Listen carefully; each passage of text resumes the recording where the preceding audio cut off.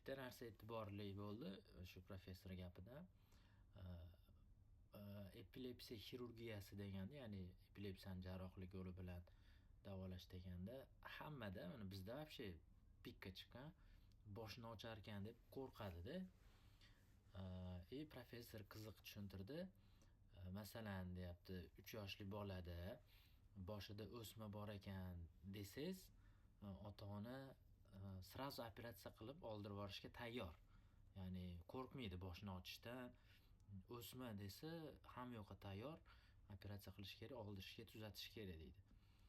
Lekin boshida masalan fokal kortikal displaziya bor ekan yoki tam skleroz gipokampa, bu ham o'smaga o'xshagan narsa, lekin o'sib anaqa qilmaydi-da, nima deydi? Bolani og'irlashtirmaydi, lekin xurujlar ko'payib bolani og'irlashtirish mumkin-da.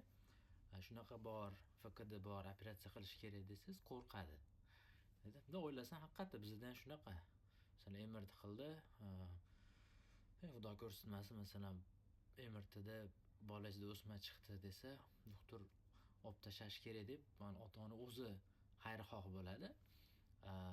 Biz epilepsiyada masalan MRT qilsak, FQD yoki tam mogatliat shunaqa hosilalar chiqsa, epileptogen hosila, bularga dori tushirish qiyin, olib tashlash kerakligini bilamiz.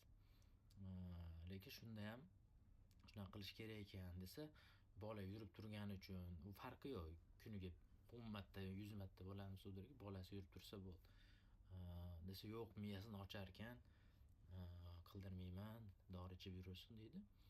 Lekin o'sma ekan desa rozi bo'ladi. Shuning uchun nima deydi?